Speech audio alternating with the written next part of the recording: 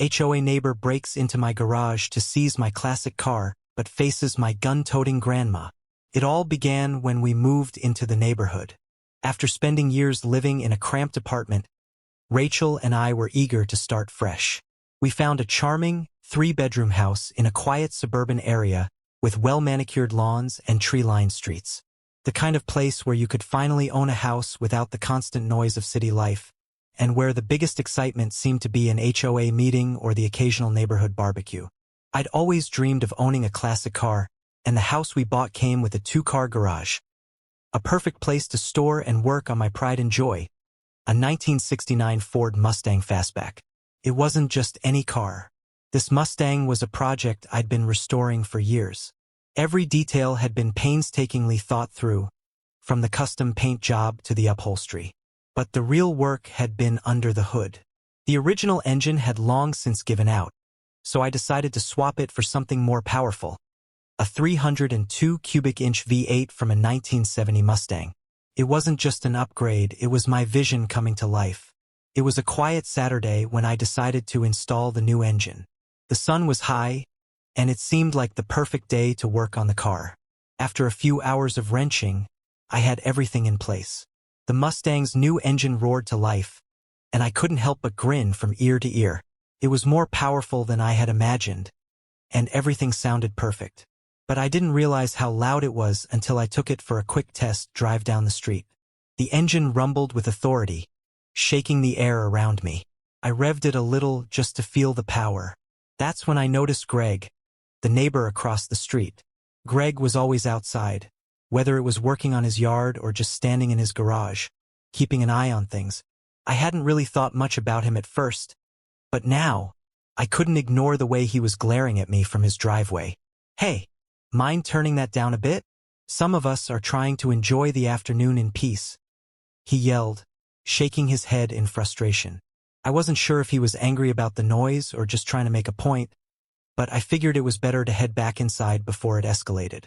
I parked the Mustang in the garage and went inside, but I couldn't shake the feeling that Greg was watching me. I hoped it was just my imagination. After all, it was just a loud engine, right? He'd get over it. But I was wrong. The next morning, I found a letter from the HOA in my mailbox. They had received a noise complaint, specifically about my car's engine. It was a formal notice, warning me that I needed to fix the issue or face fines. I was stunned.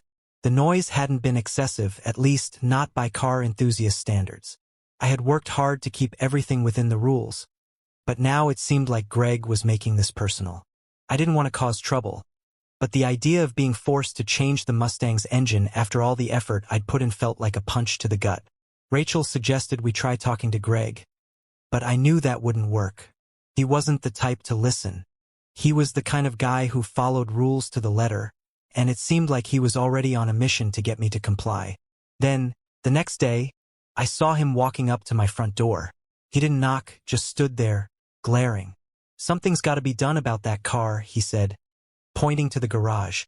"It's disturbing the peace around here. The HOA has to get involved if you don't do something about it." I could feel the tension rising in my chest. This wasn't just about a noise complaint anymore.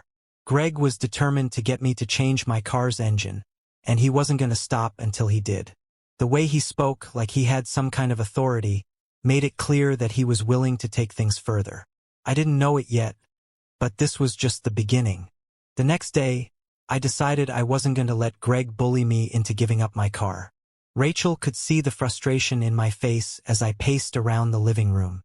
She tried to reassure me, but I knew I had to do something before it escalated further. It wasn't just about a loud car. It was about standing my ground. That afternoon, I heard a knock at the door. When I opened it, Greg was standing there again. But this time, he wasn't alone. 2 other neighbors from down the block, Tom and Linda, were with him. They didn't look friendly. In fact, they looked like they were all in on something, and it didn't take long to figure out what that was. "We've all been hearing your car," Greg started, his tone more forceful than the day before. "This has become a problem, and we want it fixed. It's disturbing everyone's peace. It's not just us complaining. The whole block is talking about it." I tried to remain calm, but I could feel my blood starting to boil. Look, I understand it's loud, but I've spent years working on that car. It's a passion project for me. It's not some toy I can just throw away or change because you guys don't like the noise. Maybe you don't care about the neighborhood. But we do, Tom interjected. This isn't about just a car. It's about respect. We all have to live together here, and your car doesn't fit the community vibe. Linda nodded in agreement, and I could see they weren't backing down. I tried to stay composed, but the pressure was mounting. If you're all so upset, why don't we take this up with the HOA?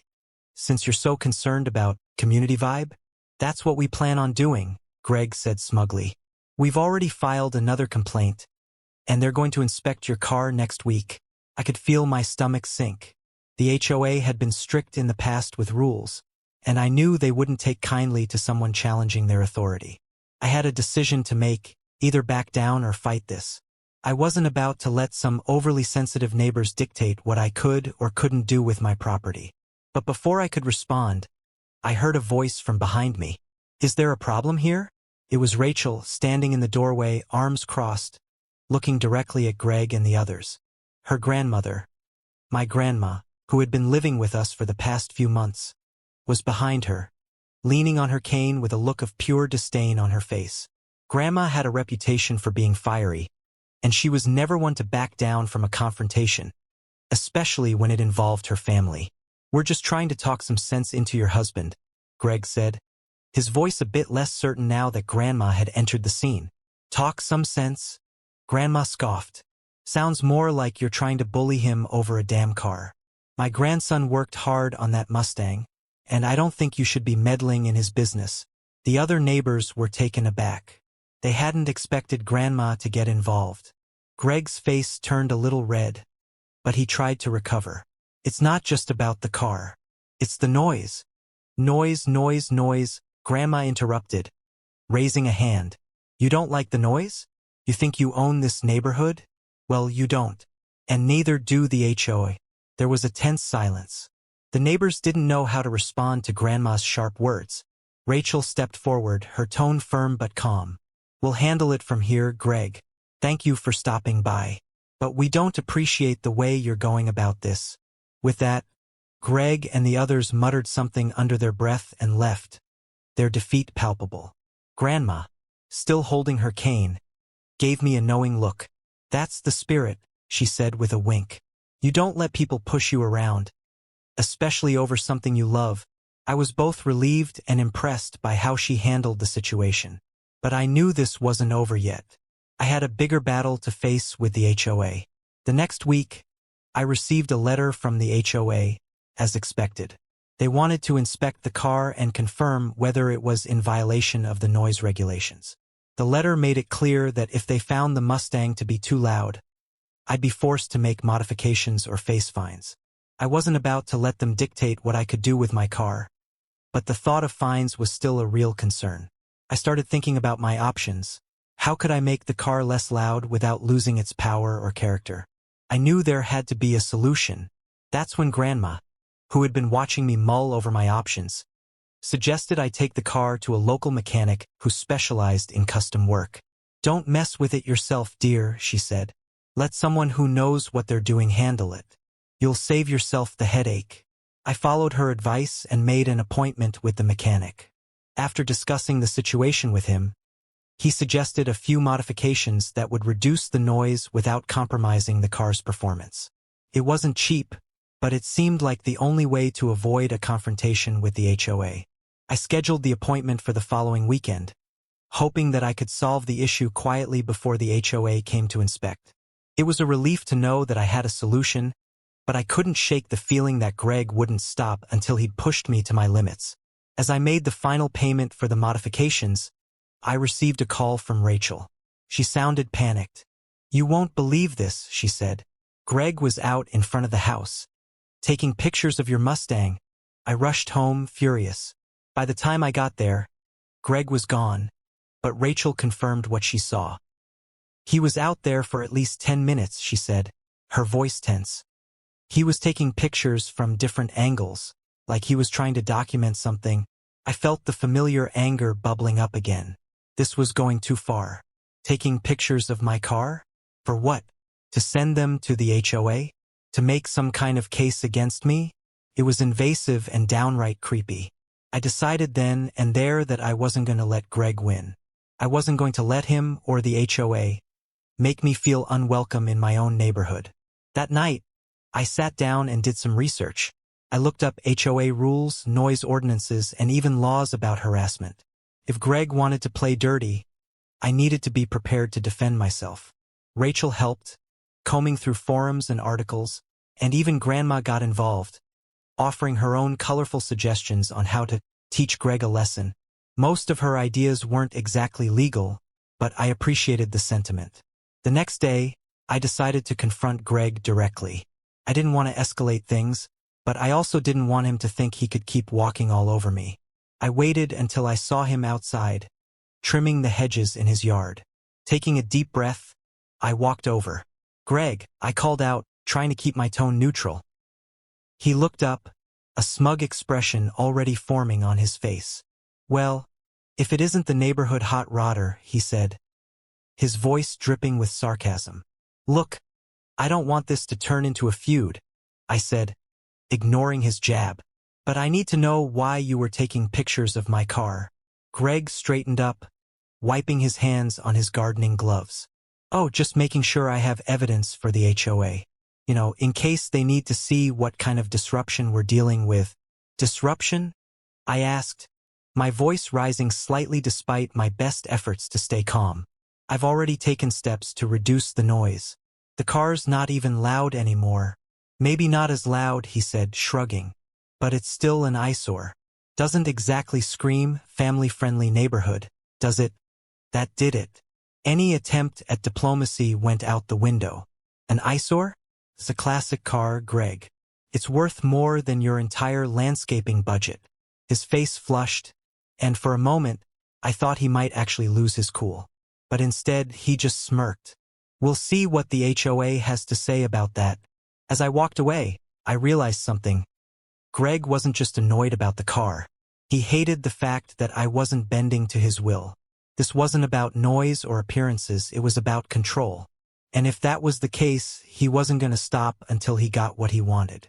The HOA inspection came and went without much fanfare. The inspector noted the modifications I'd made and seemed satisfied that the car wasn't in violation of any noise regulations. I thought that would be the end of it. But of course, Greg wasn't about to let it go. A few days later, I noticed a small scratch on the Mustang's driver's side door. At first, I thought it might have happened at the mechanic's shop, but the placement didn't make sense. It was low, almost at knee height, like someone had deliberately keyed it. Rachel noticed it too, and her face turned pale. "Do you think?" she started, but she didn't need to finish the sentence. We both knew who the prime suspect was. I didn't have proof, though, and without proof, there wasn't much I could do. Still, I wasn't about to let it slide. I installed a security camera in the driveway, making sure it had a clear view of the Mustang. If Greg, or anyone else, tried anything again, I'd have evidence. It didn't take long for the camera to pay off. A week later, I woke up to a notification on my phone. The security app showed motion detected near the car at 3 a.m. I opened the video feed and couldn't believe my eyes. There was Greg, crouched by the Mustang with something in his hand. It looked like a screwdriver. I showed the footage to Rachel, and she was just as shocked as I was. "You have to call the police," she said. But I hesitated. Was this enough to press charges? Would the HOA get involved? Would it escalate things even further? After a long discussion with Rachel and GrandMa, I decided to confront Greg one last time. But this time, I wasn't going to do it alone. The next morning, I showed the video to GrandMa. Her eyes narrowed as she watched Greg on the screen, crouched like some kind of amateur saboteur. "Oh, that man has crossed the line," she said, her voice low but firm. "We're not letting this slide." I didn't have to ask for her help. She was already planning her next move. GrandMa had a knack for handling situations in her own unique way, and while I wasn't sure what she had in mind, I knew she wasn't about to let Greg off the hook. Later that day, Rachel and I knocked on Greg's door. To my surprise, he answered almost immediately, as if he'd been expecting us. He leaned against the doorframe, that same smug expression plastered across his face. "Something I can help you with?" he asked, feigning innocence. I pulled out my phone and played the video. His smirk faltered as the footage of him crouched by my car played out. "Care to explain what you were doing at 3 in the morning with a screwdriver near my Mustang?" I asked, keeping my voice steady. Greg's face turned a shade of red I didn't know was possible. "That's ridiculous," he stammered. "I wasn't. This isn't what it looks like." "It looks like you were tampering with my car," I shot back. "And if you don't have a better explanation, I'll have no choice but to take this to the police." "You think the police will care about this?" Greg snapped, his voice rising. "They'll laugh you out of the station." At that moment, GrandMa appeared behind us. She wasn't exactly subtle, carrying her trusty old shotgun. Unloaded, of course, but Greg didn't need to know that. "Morning, Greg," she said, her tone deceptively cheerful. "Lovely day, isn't it?" Greg's eyes widened, and he took an involuntary step back. "What is this? Are you trying to threaten me?" "Threaten?" GrandMa said, tilting her head innocently.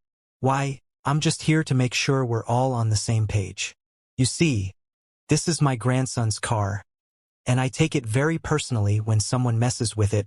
Greg looked between me, Rachel, and GrandMa, clearly weighing his options. "Fine," he finally muttered. "I'll leave the car alone. Just keep her away from me." "Good choice," GrandMa said, her smile never wavering. I thought that would be the end of it, but Greg wasn't done. A few days later, I got a letter from the HOA claiming my car was in violation of new community guidelines. Apparently, they'd held an emergency meeting, one I wasn't informed of, and passed a rule banning vehicles undergoing restoration from being parked in driveways. It was obvious Greg was behind it, but I didn't have proof. Still, the rule was ridiculous, and I wasn't about to comply. The Mustang wasn't undergoing restoration. It was fully operational and registered. I wrote a formal appeal, citing the car's status and the fact that I'd never been notified about the meeting. While waiting for a response, I moved the Mustang to the garage. I hated giving Greg the satisfaction, but I wasn't going to give him another reason to harass me. GrandMa, however, wasn't satisfied. "You're letting him win," she said, shaking her head. "I'm picking my battles," I replied, but deep down I knew she was right. A week later, I came home to find the garage door open and the Mustang missing. My heart sank as I ran inside, calling for Rachel and GrandMa. They hadn't seen or heard anything. Panic set in as I called the police, reporting the car stolen. When the officer arrived, I showed him the security footage. Sure enough, there was Greg again, this time brazenly towing the Mustang away with a truck. The officer took my statement and promised to follow up, but I wasn't hopeful. Greg had connections in the HOA, and I wouldn't put it past him to try to spin the situation in his favor. That evening, GrandMa called a family meeting. "Enough is enough," she said, her eyes blazing with determination. "We're getting that car back, and we're going to make sure Greg pays for what he's done." Her plan was bold, maybe even reckless, but I couldn't deny it had a certain appeal. Greg thought he could push us around, but he was about to learn he'd messed with the wrong family. The following day, GrandMa was up at the crack of dawn, rallying the troops. Rachel, GrandMa, and I formed an unlikely but determined team. Our first stop was the tow yard listed on the side of the truck Greg had used in the footage. GrandMa was confident we'd find the Mustang there, or at least someone who knew where it had gone. The tow yard's manager, a gruff but straightforward guy named Pete, didn't seem thrilled to see us. "What's this about?" he asked, leaning on the counter as GrandMa launched into the story. Pete frowned as we showed him the footage of Greg towing the car. "That truck's one of ours," he admitted, scratching his head. "But I didn't authorize a pickup at that address." "So, where's the car now?" I asked, my voice tight. Pete glanced at his logs. "Looks like it was dropped off at some private storage lot about 5 miles from here. It's not our usual spot. Seems off." GrandMa didn't waste a second. "Give us the address," she demanded. Pete hesitated but finally scribbled it down. "Be careful," he warned. "If this guy went through all this trouble, he's not going to hand it back without a fight." The storage lot was as shady as they come, Chain-link fences, rusted gates, and a lot attendant who looked like he hadn't slept in weeks. We spotted the Mustang right away, parked near the back under a tattered tarp. My heart raced as I saw my car, but my relief was short-lived when Greg stepped out of a nearby office. "What are you doing here?" he barked, marching toward us. "We're here for the car you stole," I said, my fists clenched. Greg smirked. "Stole? Don't be dramatic. The HOA authorized the removal. That car's a violation of community rules." GrandMa stepped forward, her presence commanding. "You think you can just take what doesn't belong to you?" she said, her voice sharp. "You're in over your head, boy." Greg's smug expression faltered, but he quickly recovered. "You don't scare me, old lady," he sneered. At that moment, the police arrived.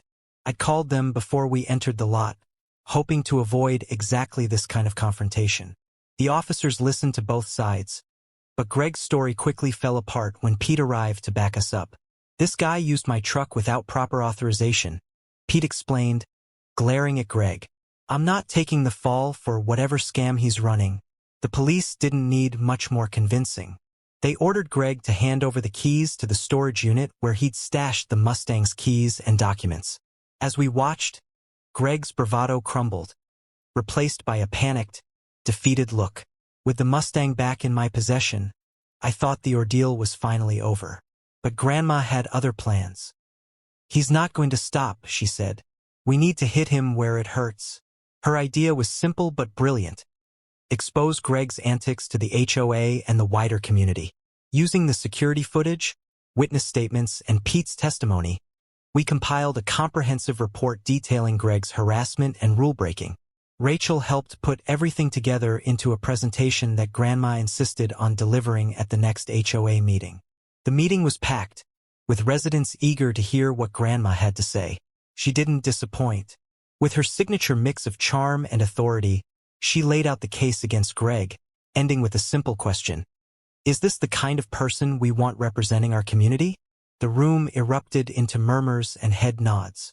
By the end of the meeting, a motion had been passed to remove Greg from his position on the HOA board. The Mustang was safe, and Greg had been put in his place, but the experience left a lasting impression. It reminded me of the importance of standing up for what's right, and the value of having someone like GrandMa in your corner. As for Greg, he kept a low profile after the incident, avoiding eye contact whenever we crossed paths. GrandMa, of course, had the last word. "Mess with my family, and you'll wish you hadn't," she said, loud enough for him to hear as we passed his house one afternoon. I couldn't have said it better myself.